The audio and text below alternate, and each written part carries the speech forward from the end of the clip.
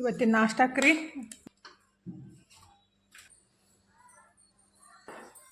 ಭಾಳ ಮಸ್ತ್ ಆಗುತ್ತೆ ರೀ ಚಪಾತಿ ರೊಟ್ಟಿಗೆ. ಹಾಯ್ ಹಲೋ ಫ್ರೆಂಡ್ಸ್, ನಮಸ್ಕಾರ ರೀ ಎಲ್ಲರಿಗೂ. ಎಲ್ಲರೂ ಹೆಂಗದಿರಿ? ಆರಾಮದಿರೇನ? ನಾವು ಆರಾಮದೀವಿ ನೋಡ್ರಿ. ನೀವು ಎಲ್ಲರೂ ಆರಾಮದ್ರಿ ಅಂತ ಭಾವಿಸ್ತಾ ಇವತ್ತಿನ ಲಾಗ್ನ ಸ್ಟಾರ್ಟ್ ಮಾಡೋಣ ಬರ್ರಿ. ಇವತ್ತು ಮಂಗಳವಾರ ಬೆಳಗ್ಗೆ ಟೈಮ್ 8 ಗಂಟೆ ಆಗೈತಿ. ಜಳಕ ಅದೆಲ್ಲ ಆಯಿತು. ಇನ್ನು ಪೂಜೆ ಮಾಡ್ಬೇಕ್ರಿ. ಪೂಜೆ ಮಾಡಿ ನಾಷ್ಟ ಮಾಡಬೇಕು. ನಿನ್ನೆ ಮಲ್ಲಿಂದ ಐದೇಶಿ ಮಾಡಿದ್ದೀವಲ್ರಿ, ಅದನ್ನೆಲ್ಲ ತೆಗೆದ್ಬಿಟ್ಟು ಮತ್ತೆ ಎಲ್ಲ ಒರೆಸಿ ಮತ್ತೆ ಪೂಜೆ ಮಾಡಬೇಕು. ಆಮೇಲೆ ನಾಷ್ಟಕ್ಕೆ ರೆಡಿ ಮಾಡ್ಬೇಕ್ರಿ. ನಾಷ್ಟಕ್ಕಿನ್ನ ಏನು ಮಾಡ್ಬೇಕಂತ ವಿಚಾರ ಮಾಡಿಲ್ಲ. ಹೋಳಿಗೆ ಮತ್ತು ನಿನ್ನಿದೆಲ್ಲ ಹೂರ್ನದೆಲ್ಲ ಐತಲ್ರಿ, ಹಿಟ್ಟು ಐತಿ.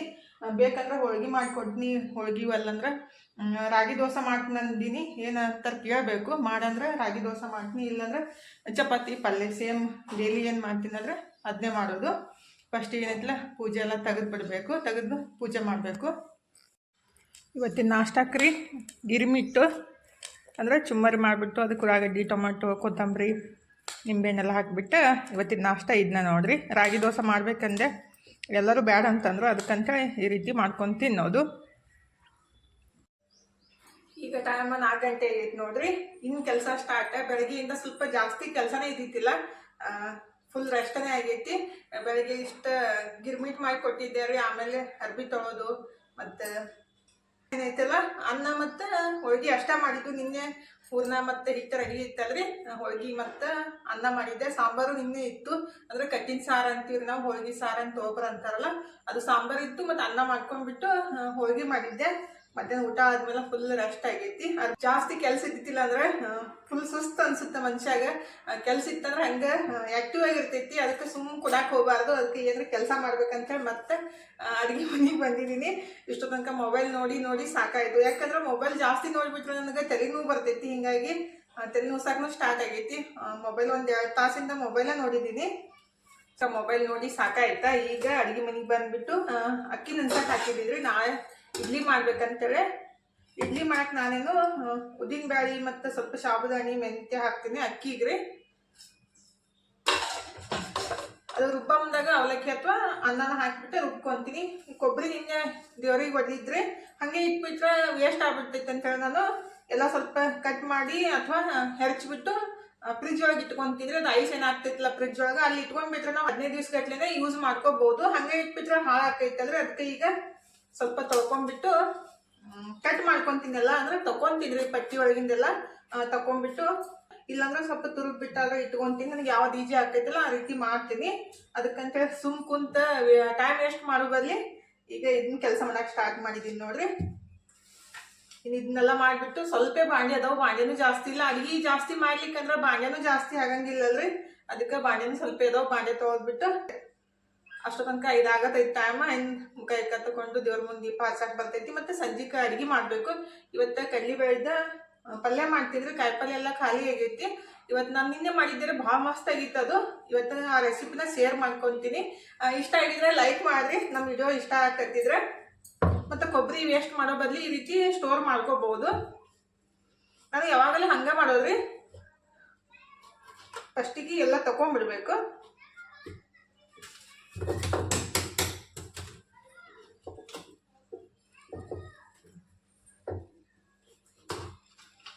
ಇದು ಪಟ್ಟಿ ಒಳಗಿನ ತೆಗೆಯೋದನ್ನ ದೊಡ್ಡ ಕೆಲಸ ರೀ.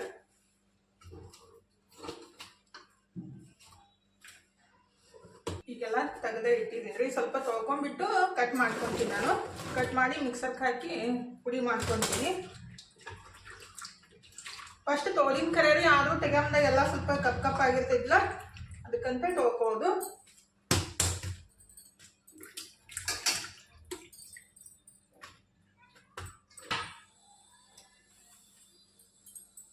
ಈಗ ಸಣ್ಣ ಸಣ್ಣ ಪೀಸ್ ಕಟ್ ಮಾಡ್ಕೊತೀನಿ. ಈ ರೀತಿ ಕಟ್ ಮಾಡಿಬಿಟ್ಟು ಮಿಕ್ಸರ್ಗೆ ಹಾಕಿ ಪುಡಿ ಮಾಡ್ಕೋಬೇಕ್ರಿ. ಈ ರೀತಿ ಕಟ್ ಮಾಡ್ಕೊಬಿಟ್ಟು ಮಿಕ್ಸರ್ಗೆ ಹಾಕಿ ಪುಡಿ ಮಾಡ್ಕೊತೀನಿ ರೀ.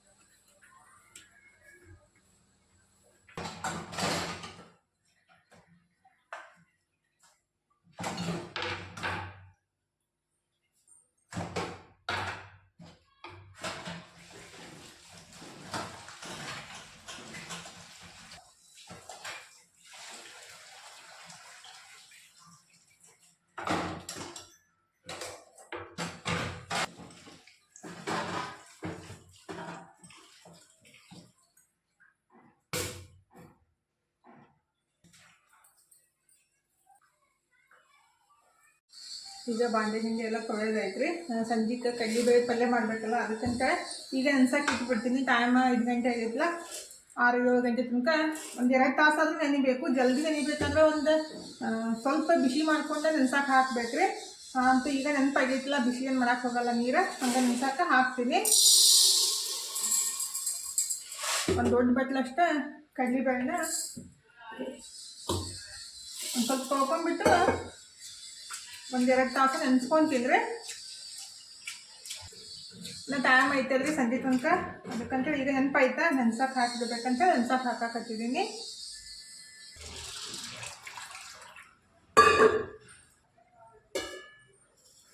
ಈಗ ಹಿಟ್ಟಷ್ಟೇ ಕಲಸಿ ಇಟ್ಬಿಡ್ತೀನಿ. ಆಮೇಲೆ 7 ಗಂಟೆಗೆ ಚಪಾತಿ ಪಲ್ಯ ಮಾಡಕ್ಕೆ ಬರ್ತೈತಿ. ನಾನು ಜಲ್ದಿನೇ ಊಟ ಮಾಡ್ತೀನಿ, ಅದಕ್ಕೆ ಈಗ ಹಿಟ್ಟ ಕಲಸಿ ಇಟ್ಬಿಡ್ತೀನಿ. 7 ಗಂಟೆ ಅಥವಾ 7:15 ಊಟ ಮಾಡಿಬಿಡ್ತೀನಿ. ಲೇಟ್ ಮಾಡಿ ಊಟ ಮಾಡಿಬಿಟ್ರೆ ಏನಾಗುತ್ತಲ್ರಿ, ಅದು ಡೈಜೆಷನ್ ಆಗಲ್ಲ. ಊಟ ಅದು 9-10 ಗಂಟೆಗೆ ಊಟ ಮಾಡಿಬಿಟ್ರೆ ಏನಾಗುತ್ತಲ್ಲ, ಫುಲ್ ಹೊಟ್ಟೆ ಗ್ಯಾಸ್ ಹಿಡ್ದಂಗೆ ಆಗೋದು. ಮತ್ತು ಊಟ ಮಾಡಿದ ತಕ್ಷಣ ಮಕ್ಕೊಂಡ್ರೆ ಅದು ಪಿತ್ತ ಸ್ಟಾರ್ಟ್ ಆಗೋದ್ರಿ. ಅದಕ್ಕಂತೇಳಿ ನಾನು ಈಗ ಆಲ್ಮೋಸ್ಟ್ 1 ತಿಂಗಳಿಂದನೂ 7:15ಗೆ ಊಟ ಮಾಡಕತ್ತಿದ್ದು. ಭಾಳ 8 ಗಂಟೆ ಲಾಸ್ಟ್ ರೀ.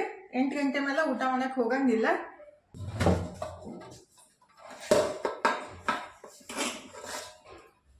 ಹಿಟ್ಟು ಸ್ವಲ್ಪ ಕಲಸಿ ಇಟ್ಬಿಟ್ರೆ ನೆನ್ತೈತಲ್ರಿ, ಅದಕ್ಕಂತ ಈಗ ಕಲಸಿಡಾಕತ್ತಿದ್ವಿ.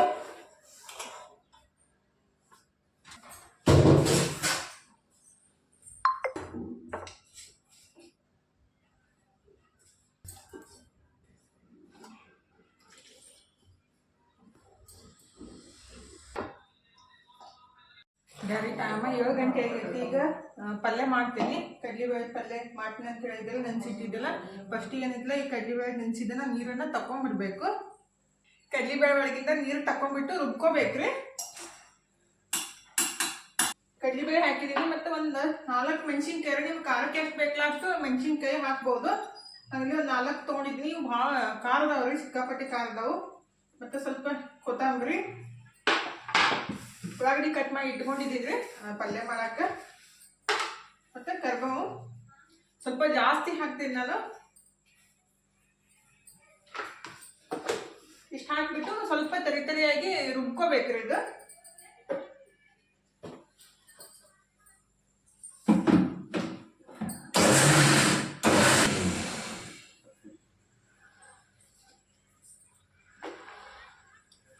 ಈ ರೀತಿ ರುಬ್ಕೊಂಡಿದ್ದೀವಿ ಸ್ವಲ್ಪ ತರಿಯಾಗಿ.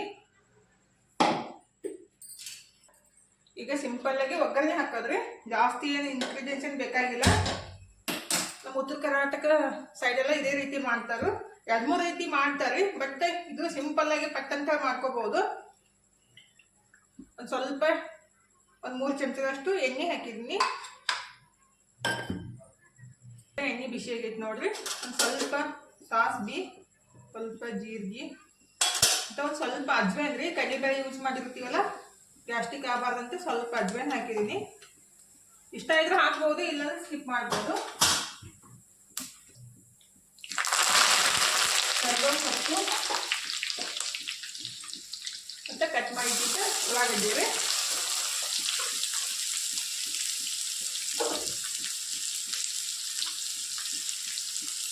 ಉಳ್ಳಾಗಡ್ಡಿ ಮತ್ತು ಸ್ವಲ್ಪ ಉಪ್ಪು ಹಾಕಿಬಿಟ್ಟು ಚಲೋತ್ನಾಗ ಉಳ್ಳಾಗಡ್ಡಿ ಹುರ್ಕೋಬೇಕ್ರಿ. ರುಚಿ ತಕ್ಕಷ್ಟು ಉಪ್ಪು ಹಾಕ್ತೀನಿ ನಾನು.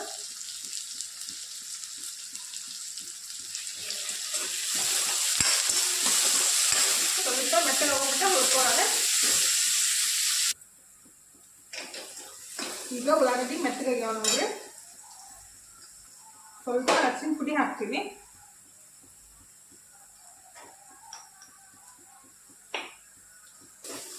ಅರಿಶಿನ ಪುಡಿ ಹಾಕ್ಬಿಟ್ಟು ಮಿಕ್ಸ್ ಮಾಡ್ಕೊಂಡೆ ಇದೇನು ಪೇಸ್ಟ್ ಮಾಡಿ ಇಟ್ಟಿದ್ದೆ ಅಂದರೆ ಇದು ಹಾಕ್ತೀನಿ. ನಿಮ್ಗೆ ಖಾರ ಜಾಸ್ತಿ ಬೇಕಂದ್ರೆ ಸ್ವಲ್ಪ ಕೆಂಪು ಖಾರದ ಪುಡಿ ಹಾಕ್ಬೋದು, ಬಟ್ ನಮ್ಗೆ ಇಷ್ಟ ಸಾಕ್ರಿ ಖಾರ. ನಾನು ಖಾರ ಹಾಕಕ್ಕೆ ಹೋಗಲ್ಲ. ಇಲ್ಲೇನು ಪೇಸ್ಟ್ ಮಾಡಿ ಇಟ್ಕೊಂಡಿದ್ದೀವಲ್ರಿ ಕಡಲೆಬೇಳೆದ ಅದನ್ನ ಹಾಕಿಬಿಟ್ಟು ಚಲೋ ಹೊತ್ತಿನಾಗೆ ಒಂದು 2 ನಿಮಿಷ ಬಾಡಿಸ್ಕೋಬೇಕು, ಅಂದ್ರೆ ಕೈ ಆಡಿಸ್ಬೇಕು. ಜಾಸ್ತಿ ಹೊತ್ತಿನ ಗಂಜಲು ಬೇಕಾಗಿಲ್ಲ, ಒಂದು 2 ನಿಮಿಷ ಆದರೆ ಸಾಕು. ಭಾಳ ಮಸ್ತ್ ಆಗುತ್ತೆ ರೀ ಚಪಾತಿ ರೊಟ್ಟಿಗೆ. ಸ್ವಲ್ಪ ಮೊಸರು ಹಾಕೊಂಡು ತಿನ್ಬಿಟ್ರಂತೂ ಇನ್ನೂ ಮಸ್ತ್ ಆಗುತ್ತೆ. ಕಟಕ್ ರೊಟ್ಟಿ ಮತ್ತು ಈ ರೀತಿ ಪಲ್ಯ ಒಂದು ಬಟ್ಲ ಮೊಸರು ಇದ್ಬಿಟ್ಟು ಮಸ್ತಾಗಿ ಊಟ ಮಾಡ್ಬೋದು.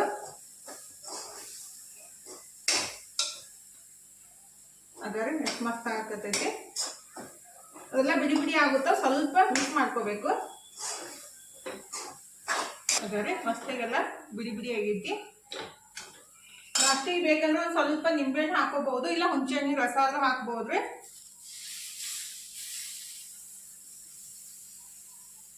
ನಾವೆಲ್ಲ ಪಿಕ್ನಿಕ್ ಹೊಂಟಿದ್ದೀವಿ ಅಂದ್ರೆ ಸ್ವಲ್ಪ ಹುಣಸೆಹಣ್ಣು ಹಾಕ್ಬಿಟ್ಟು ರುಬ್ಕೊಂಡು ಚಲೋ ಹೊತ್ನಾಗ ಮಿಕ್ಸ್ ಮಾಡ್ಕೊಂಡ್ಬಿಟ್ರೆ ರೀ, ಅಂದ್ರೆ ಸ್ವಲ್ಪ ಎಣ್ಣೆ ಜಾಸ್ತಿ ಹಾಕಿ ಹುರ್ಕೋಬೇಕು. ಅವಾಗ ಒಂದು 2-3 ದಿವಸ ತನಕ ಇಟ್ರು ಅದು ಹಾಳಾಗಂಗಿಲ್ಲ.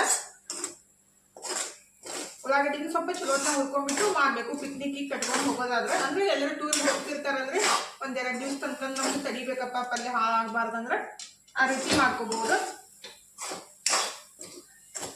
ಅದರ ಎಷ್ಟು ಮಸ್ತ್ ರೆಡಿ ಆಗೈತಿ. ಈಗ ಮುಗೀತು, ಗ್ಯಾಸ್ ಬಂದ್ ಮಾಡ್ಕೊಂಡ್ಬಿಡ್ತೀನಿ. ಇನ್ನು ಚಪಾತಿ ಮಾಡ್ಕೊತೀನಿ.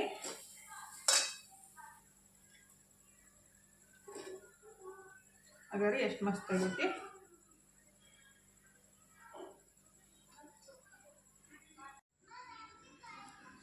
ಈಗ ಅಡುಗೆ ಕೆಲಸ ಎಲ್ಲ ಮುಗೀತು ನೋಡ್ರಿ. ಚಪಾತಿ ಪಲ್ಯ ರೆಡಿ ಆಯಿತು.